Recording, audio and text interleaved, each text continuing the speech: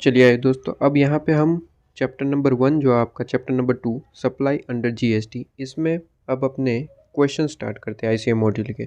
हमने quick revision कर लिया है और उसका प्लेलिस्ट का लिंक भी मैंने डिस्क्रिप्शन में डाल दिया, जहाँ पे सारे वीडियोस एक साथ आपको मिल जाएंगे। ठीक है, अब यहाँ पे सप्लाई अंडर जीएसटी में क्वेश्चन प्रैक्टिस हम करते हैं। क्वेश्चन देखते हैं किस टाइप के क्वेश्चन पूछे जाते हैं। तो यहाँ पे सबसे पहला क्वेश्चन आपके आईसीएम मॉड्यूल में गिवन है। कहता है कि मेघराज एंड कंपनी है विशेष to commence the business of supply readymade garment का है विद इन पंजाब। ठीक है, तो विद इन पंजाब यहाँ पे ये बिजनेस करते हैं, रेडीमेड गारमेंट का यहाँ पे सेल परचेज का काम होता है इनका। तो विद इन पंजाब का मतलब कि ये पंजाब के ही है और पंजाब के अंदर ही ये सेल और परचेज करते हैं। कहते हैं and in neighbouring state of Delhi and Haryana, मतलब कि विद इन पंजाब तो यहाँ पे सेल परचेज करते ही है, साथ में नेबर स्टेट जो आपके दिल्ली और हरियाणा है उसमें भी ये बिजनेस करते हैं। तो यहाँ पे पूछा गया है kindly state as to the what is the taxable event under the GST and leviable of the CGST, SGST, UTGST and IGST on the same। मतलब कि कहता है कि कौन सी सप्लाई पे IGST, CGST और UTGST वगैरह चीज़ें लगेगी वो आपको बताना है। तो बहुत ज़्यादा सिंपल सा है, यहाँ पे छोटा सा एक टॉपिक ही पूछा है। क्वेश्चन नंबर 1 तो एक छोटा सा है, कहता है अगर विद इन पंजाब आप यहाँ पे सप्लाई करेंगे। ठीक है, मतलब कि प्रोविज़न क्या कहता है, ये चैप्टर नंबर 1 से रिलेट करता है, चैप्टर नंबर 2 नहीं। चैप्टर नंबर 1 में आप यहाँ पे पढ़ के आते हैं कि अगर विद इन स्टेट, जिस स्टेट में आप बिजनेस कर रहे हो और विद इन स्टेट अगर आप सप्लाई कर रहे हैं, तो विद इन स्टेट में आप जो है अगर सप्लाई करेंगे तो वहाँ पे आपको 2 टैक्स लगते हैं, half half, CGST and SGST। इस तरीके से 2 टैक्स हाफ हाफ रखते हैं।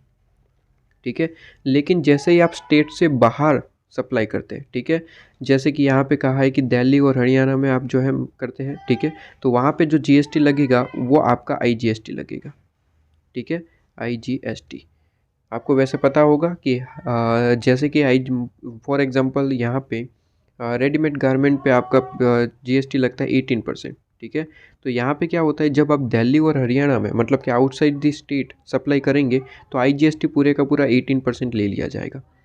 लेकिन जब मैं बात करूँ विद इन स्टेट मतलब कि विद इन पंजाब, तो यहाँ पे हाफ हाफ रेट लगता है, मतलब कि 9% CGST, 9% SGST, इस तरीके से लगेगा। ठीक है, ये आप चीज़ पढ़ के आते हैं। ये क्वेश्चन नंबर 1 कंप्लीट, आपका इतना सा क्वेश्चन था, एक बार आप सॉल्यूशन देख सकते हैं। ठीक है, इसके बाद यहाँ पे नेक्स्ट पॉइंट जो आपको पूछा गया है कि Damodar, second question, question number 2, Damodar private limited register in Delhi, Delhi में ये रजिस्टर है। और इसके बाद कहता है कि planning to transfer some goods. ठीक है, तो ये रजिस्टर है दिल्ली के अंदर और यहाँ पे ट्रांसफ़र करना चाहते हैं कुछ गुड्स टू इट्स ब्रांच, मतलब कि कुछ गुड्स जो है वो अपनी ब्रांच को यहाँ पे ट्रांसफ़र करना चाहता है। अब यहाँ पे ध्यान देने वाली बात ये है कि जो यहाँ पे प्राइवेट लिमिटेड कंपनी है वो भी रजिस्टर है कहाँ पे, दिल्ली के अंदर, और जो ब्रांच है वो भी रजिस्टर है वेस्ट बंगाल के अंदर। मतलब कि जो आपके ये कंपनी है, ठीक है, ये कंपनी की बात करें तो वो दिल्ली के अंदर रजिस्टर है। ठीक है, एक सेपरेट रजिस्ट्रेशन यहाँ पे दिल्ली के अंदर ले रखा है, और ब्रांच भी है इनकी वेस्ट बंगाल में। ठीक है, वहाँ पे भी इनका जो ब्रांच का यहाँ पे सेपरेट रजिस्ट्रेशन है वो भी रजिस्टर कर रखी है।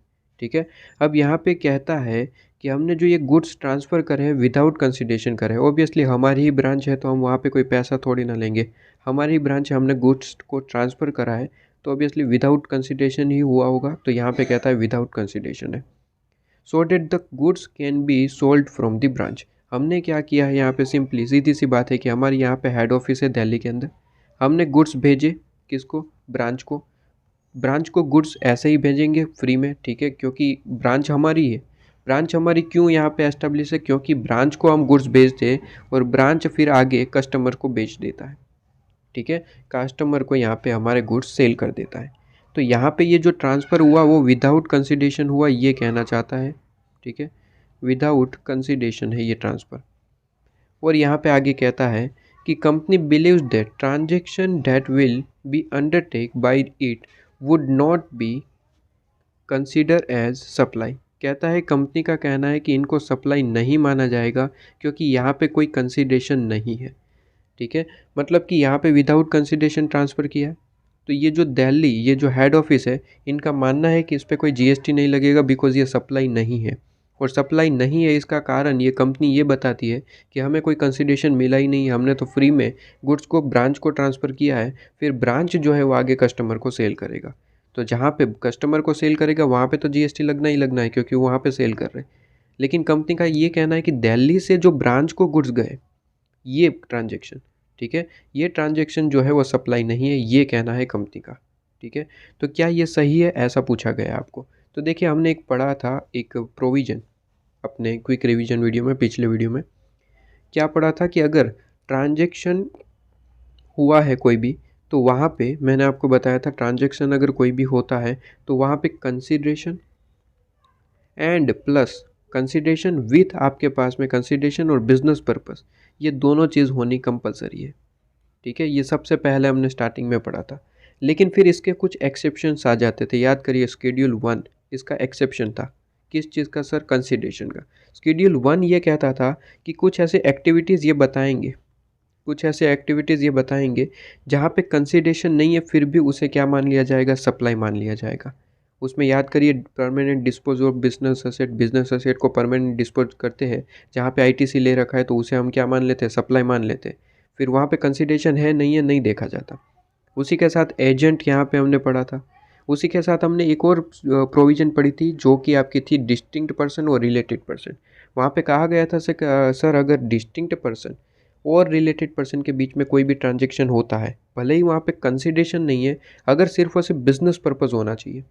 ठीक है, डिस्टिंक्ट पर्सन या फिर रिलेटेड पर्सन के बीच में कोई भी ट्रांजैक्शन हुआ जहाँ पे बिजनेस पर्पज़ है, तो उसे हम क्या मान लेंगे? सप्लाई मान लेंगे। कंसिडरेशन है या फिर नहीं वो देखा नहीं जाएगा। ठीक है, मैंने ऐसा वहाँ पे करवाया था। अगर मैं आपको शॉर्ट में हमने चार्ट भी करा था जहाँ पे मैंने आपको बताया था सर कि अगर ये रहा रिलेटेड पर्सन और डिस्टिंक्ट पर्सन के बीच में कोई भी ट्रांजैक्शन होता है, मैंने क्या कहा सर? रिलेटेड पर्सन और डिस्टिंक्ट पर्सन के बीच में कोई भी ट्रांजैक्शन होता है बस बिजनेस पर्पज़ होना चाहिए। कंसिडरेशन है नहीं है कोई फ़र्क नहीं पड़ता, वो अपना जो है सप्लाई मान लिया जाएगा। ठीक है, उसे सप्लाई मान लिया जाएगा। ये हमने चार्ट पढ़ा था। तो ये यहाँ पे क्या कहना चाहता है सर? एक दिल्ली जो रजिस्टर है, ब्रांच जो है वेस्ट बंगाल में रजिस्टर है। अगर यहाँ पे ये क्या हो गया सर? डिस्टिंक्ट पर्सन और डिस्टिंक्ट पर्सन के बीच में यहाँ पे ट्रांजैक्शन हो रहा है तो ऑब्वियसली क्या मानेंगे सर? ये सप्लाई मान लिया जाएगा। जो कंपनी कह रही है वो गलत है। ठीक है, क्योंकि ये डिस्टिंक्ट पर्सन है और इसे सप्लाई मान लिया जाएगा। तो यहाँ पे सॉल्यूशन में एक बार मैं बता दूँ, सबसे पहला क्वेश्चन का आंसर तो मैं ऑलरेडी बता चुका हूँ कि अगर विद इन स्टेट है, विद इन मतलब कि इंट्रा, ठीक है, तो सीजीएसटी और एसजीएसटी लगेगा, वो हमें पता ही है। और आउटसाइड स्टेट मतलब कि इंटर स्टेट हम कहते हैं वर्ड, ठीक है, जहाँ पे आईजीएसटी लगेगा, वो काम खत्म। सेकेंड में देखिए यहाँ पे मैंने कहा था सर डिस्टिंक्ट पर्सन के बीच में कोई ट्रांजेक्शन होता है तो भले ही कंसिडरेशन नहीं है लेकिन बिजनेस पर्पज़ है तो उसे कंसिडरेशन है या फिर नहीं वो देखा नहीं जाएगा, उसे सप्लाई मान लिया जाएगा। तो यहाँ पे कहता है कि सप्लाई ऑफ गुड्स, यहाँ पे क्वालिफाइड एज सप्लाई ये वर्ड लिखा है, देख लीजिए आंसर, तो उसे क्वालिफाइड कर लिया जाएगा एज अ सप्लाई। ठीक है, तो इसे क्वालिफाइड कर लिया जाएगा एज अ सप्लाई। इसके बाद थर्ड क्वेश्चन पे आइए। थर्ड क्वेश्चन क्या कहता है? क्वेश्चन नंबर 3, पृथ्वी एसोसिएट करके कोई यहाँ पे एसोसिएशन है, engage in supply of taxable goods. तो ये क्या करते हैं? कुछ गुड्स यहाँ पे सप्लाई करते हैं जो कि टैक्सेबल है जीएसटी के अंदर, और कहते हैं it enquires from the its tax adviser, tax adviser के पास कोई इंक्वायरी करते हैं। और यहाँ पे कहता है कि as to whether any activity can be treated as supply, क्या कोई एक्टिविटी को हम सप्लाई मान सकते हैं इफ़ मेड विदाउट कंसिडरेशन, मतलब कि ऐसी कोई एक्टिविटीज़ है जो हम कंसिडरेशन के बिना भी करें तो उसे सप्लाई मान लिया जाएगा। ये पूछना था किसको? पृथ्वी एसोसिएट को, अपने टैक्स एडवाइज़र को। तो पृथ्वी एसोसिएट ने अपने टैक्स एडवाइज़र को ये पूछा कि क्या कोई ऐसी भी एक्टिविटी हो सकती है जिसमें कंसिडरेशन नहीं है फिर भी उसे सप्लाई मान लिया जाएगा। तो आपको यहाँ पे पूछा गया कि एडवाइज़र ने क्या आंसर दिया होगा, वो आप खुद बताइए। तो हम यहाँ पे बता देंगे, सबसे पहले हेडिंग दे देंगे शेड्यूल 1। शेड्यूल 1 ही ऐसी चीज़ है जो दिखाता है कि ऐसे ट्रांजैक्शन बताता है जहाँ पे कंसिडरेशन नहीं है फिर भी उसे सप्लाई मान लिया जाएगा। उसमें मैंने 3-4 एक्टिविटी बताई थी। सबसे पहली एक्टिविटी कौन सी? सबसे पहले मैंने एक्टिविटी बताई थी आपको permanent dispose of business asset, ठीक है, मैं चार्ट से आपको बता दूं, वहाँ पे हमने जो किया था कि सबसे पहली एक्टिविटी परमानेंट आप डिस्पोजल कर देते या फिर ट्रांसफ़र कर देते हैं बिजनेस एसेट का, जहाँ पे आपने आईटीसी ले रखा था, तो कंसिडरेशन को यहाँ पे कोई रेलेवेंस नहीं बनता, मतलब कि कंसिडरेशन नहीं भी है तो भी हम इसे सप्लाई मान लेंगे। सेकेंड एक्टिविटी, डिस्टिंक्ट पर्सन और रिलेटेड पर्सन के बीच में अगर कोई ट्रांजेक्शन होता है जहाँ पे बिजनेस पर्पज़ है आपका, ठीक है, तो कंसिडरेशन है या फिर नहीं वो नहीं देखा जाएगा, बस बिजनेस पर्पज़ है, is it is a sufficient for the treated as supply, ठीक है। इसके बाद थर्ड पॉइंट कहता है कि अगर ट्रांजैक्शन हो रहा है एजेंट और प्रिंसिपल के बीच में, जहाँ पे एजेंट अपने नाम से ट्रांजैक्शन करता है, तो उस ट्रांजैक्शन को भी यहाँ पे क्या मान लिया जाएगा सर, सप्लाई मान लिया जाएगा, फिर भले ही कंसिडरेशन है या फिर नहीं है कोई फ़र्क नहीं पड़ता। इसके बाद import of service, fourth point था इंपोर्ट ऑफ सर्विस, कहता है कि अगर सर्विस इंपोर्ट करते हो, कंसिडरेशन नहीं है, लेकिन ध्यान रहे सर अगर इंपोर्ट सर्विस की गई है वो डिस्टिंक्ट पर्सन के बीच में या फिर रिलेटेड पर्सन के बीच में बिजनेस पर्पज़ के हिसाब से, तो हम इसे सप्लाई मान लेंगे, भले ही वहाँ पे कंसिडरेशन नहीं है, लेकिन रिलेटेड पर्सन या फिर डिस्टिंक्ट पर्सन बिजनेस पर्पज़ के हिसाब से अगर सर्विस को इंपोर्ट करते हैं तो उसे सप्लाई मान लिया जाएगा। ये चार ऐसी एक्टिविटीज़ थी जहाँ पे कंसिडरेशन नहीं भी है तो भी हम क्या मान लेंगे सर, हम उसे सप्लाई मान लेंगे। तो इसका सॉल्यूशन वही चीज़ें आपको लिखी हुई मिलेगी, ठीक है, परमानेंट डिस्पोजल या फिर ट्रांसफ़र कर देते हैं। इसके बाद यहाँ पे सप्लाई जो हमने कहा रिलेटेड डिस्टिंक्ट पर्सन, इसके बाद प्रिंसिपल एजेंट का ट्रांजेक्शन, और fourth cheese import of the service, ठीक है। लीजिए ये पॉइंट आपके पास में है, आप यहाँ पे सेंटेंस लिखेंगे।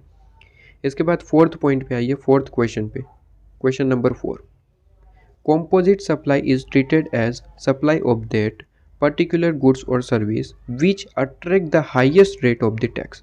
composite supply कहता है कि treated as supply of that particular goods or service which attract the highest rate of tax for the purpose of considering tax liability। Examine क्या ये सही है या फिर नहीं। तो मैंने आपको सर यहाँ पे ही पढ़ाया था, आपको लास्ट में प्रीवियस क्विक रिवीजन के लास्ट वीडियो लेक्चर में पढ़ाया था कि लास्ट पॉइंट था हमारा मिक्स सप्लाई और कंपोजिट सप्लाई। मिक्स सप्लाई में मैंने कहा था कि सर यहाँ पे मिक्स सप्लाई में क्या होता है सर, आर्टिफिशियल बंडल होता है, मतलब कि नेचुरल कोई चीज़ नहीं होती, हम खुद यहाँ पे ऐसा बंडल बनाते हैं, जैसे कि हमने एग्जांपल लिया था वहाँ पे चॉकलेट, बलून्स वगैरह, ठीक है। वहाँ पे टैक्स रेट कैसा होता है सर, टैक्स रेट वहाँ पे होता है जिसका हाईएस्ट रेट लगेगा वही हमें मान्य है। लेकिन कॉम्पोजिट सप्लाई का मतलब होता है जहाँ पे नेचुरल बंडल है और उस पर रेट कौन सा लगता है सर, प्रिंसिपल रेट जो भी चलेगा वही रेट लगेगा, उसमें हाईएस्ट रेट नहीं लगता है। मैंने ऐसा लास्ट लेक्चर में आपको क्विक रिवीजन में पढ़ाया था, ये देख लीजिए कि कॉम्पोजिट सप्लाई का मतलब क्या होता है। कॉम्पोजिट सप्लाई का मतलब होता है नेचुरल बंडल, और नेचुरल बंडल मतलब कि यहाँ पे ये टैक्स रेट कौन सा लगता है, जीएसटी रेट कौन सा लगेगा, प्रिंसिपल सप्लाई पे जो रेट लगता है वही लगेगा। हमने यहाँ पे एग्जांपल लिया था कि अगर चार्जर 20% है टैक्स रेट, ठीक है, और मोबाइल पे 18% है, भले ही यहाँ पे कम रेट किस पे है, 18% है, ठीक है, मोबाइल पे, लेकिन हम यहाँ पे ये नहीं देखते कि ज़्यादा कम किसका है, हम यहाँ पे देखते प्रिंसिपल सप्लाई कौन सी है सर, मोबाइल अगर प्रिंसिपल सप्लाई है तो उस पर जो रेट लगेगा वही मान लिया जाएगा, तो यहाँ पे 18% लगेगा। लेकिन मिक्स सप्लाई में क्या माना जाता है सर, हाईएस्ट रेट, ठीक है। तो ये जो सेंटेंस कह रहा है कि कॉम्पोजिट सप्लाई में हम हाईएस्ट रेट लेते हैं, ये तो गलत है, क्योंकि कॉम्पोजिट सप्लाई में हम रेट कौन सा लेते हैं, प्रिंसिपल सप्लाई का, ठीक है। हाईएस्ट रेट तो हम मिक्स सप्लाई में लेते हैं, कॉम्पोजिट सप्लाई में नहीं लेते। तो सॉल्यूशन में हम यहाँ पे देख लेंगे फोर्थ कि सेंटेंस जो है वो क्या है सर, इनकरेक्ट है।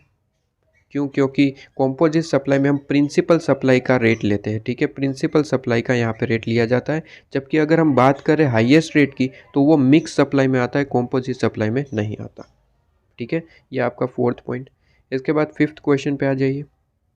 फिफ्थ क्वेश्चन, क्वेश्चन नंबर 5 कहता है ट्रांसफ़र ऑफ द टाइटल। अगर टाइटल का मतलब मैंने आपको समझाया था ओनरशिप, अगर ओनरशिप ट्रांसफ़र कर दिया जाए या फिर पोजीशन, ठीक है, टाइटल का है पोजीशन का है, दोनों एक ही चीज़।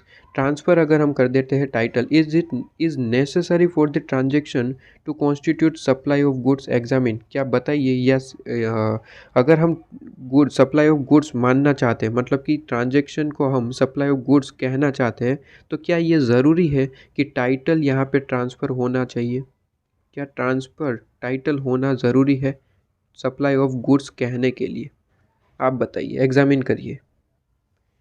तो इसका आंसर रहेगा यस, यस, क्योंकि मैंने आपको पढ़ाया था सर कि गुड्स कब माना जाएगा, जब उसकी ओनरशिप ट्रांसफ़र होती है, मतलब कि कोई चीज़ को अगर आप सेल कर देते हैं, ठीक है। इन शॉर्ट मैं कहूँ सेल कर देते हैं, तो हम यहाँ पे क्या मानते हैं सर, ये ट्रांसफ़र ऑफ गुड्स है, ठीक है, सप्लाई ऑफ गुड्स है। क्यों? क्योंकि इसमें क्या होता है कि हमने कंसिडरेशन ले लिया और इसके बदले हमने जो है अपनी जो भी गुड्स है उसे बेच दिया गया है, मतलब कि पोजीशन और टाइटल दोनों चीज़ ट्रांसफ़र हो जाती है, तो इसे हम गुड्स कहते हैं। लेकिन याद करिए मैंने कहा था कि अगर टाइटल ट्रांसफ़र नहीं हो रहा है, सिर्फ और सिर्फ आप वो गुड्स को यूज़ करने के लिए दे रहे हैं, तो उसे हम क्या मानते हैं, सप्लाई ऑफ सर्विस मानते हैं, ठीक है। तो गुड्स के लिए तो कंपलसरी हमें टाइटल और ओनरशिप ट्रांसफ़र होना कंपलसरी है, ठीक है। तो यहाँ पे ये चीज़ आपको याद होनी चाहिए। तो सप्लाई ऑफ गुड्स के लिए क्या ये ज़रूरी है? आंसर इज़ यस, ये दोनों ट्रांसफ़र होना ज़रूरी है। पोजीशन भी दीजिए और ओनरशिप भी दीजिए, ठीक है, दोनों होना ज़रूरी है। एक बार यहाँ पे सॉल्यूशन में हम देख लेते हैं। Title as well as position both are needed to transfer treated as supply of goods, ठीक है। सप्लाई ऑफ गुड्स के लिए दोनों ट्रांसफ़र होने कंपलसरी है, ठीक है। कि आप टाइटल चेंज करिए, टाइटल चेंज करना इज इक्वल टू यहाँ पे पोजीशन चेंज होना, ठीक है। टाइटल जैसे ही ओनरशिप ट्रांसफ़र हो जाती है ओबियसली पोजीशन भी ट्रांसफ़र हो ही जाता है, ठीक है। तो मेन यहाँ पे क्या है सर, टाइटल, टाइटल चेंज होना कंपलसरी है। टाइटल चेंज होगा तो उसे हम सप्लाई ऑफ गुड्स मानेंगे। लेकिन अगर टाइटल चेंज नहीं हो रहा है, सिर्फ और सिर्फ आप पोजीशन दे रहे हैं यूज़ करने के लिए, तो उसे हम क्या कहते हैं, transfer of supply of service, ठीक है। ये चीज़ यहाँ पे लिखी गई है। तो ये चीज़ आपको यहाँ पे कहता है कि अगर आप टाइटल चेंज नहीं करें, सिर्फ और सिर्फ यूज़ के लिए आप पोजीशन दे रहे हैं अपनी गुड्स का, ठीक है, तो उसे हम सप्लाई ऑफ सर्विस मानते हैं। इस पे हमने एग्जांपल भी देखा था, ठीक है, सप्लाई ऑफ सर्विस के लिए। इसके बाद यहाँ पे क्वेश्चन नंबर 6 से हम नेक्स्ट वीडियो में देखेंगे। इस वीडियो में हमने 5 क्वेश्चन देखे, क्वेश्चन नंबर 1 2 3 4 5, इससे रिलेटेड हमने कॉन्सेप्ट भी क्लियर कर लिए। अब 6 7 8 हम जो है नेक्स्ट वीडियो में देखेंगे। इसके बाद उसके नेक्स्ट वीडियो में हम चीज़ों को कंप्लीट करेंगे, ठीक है।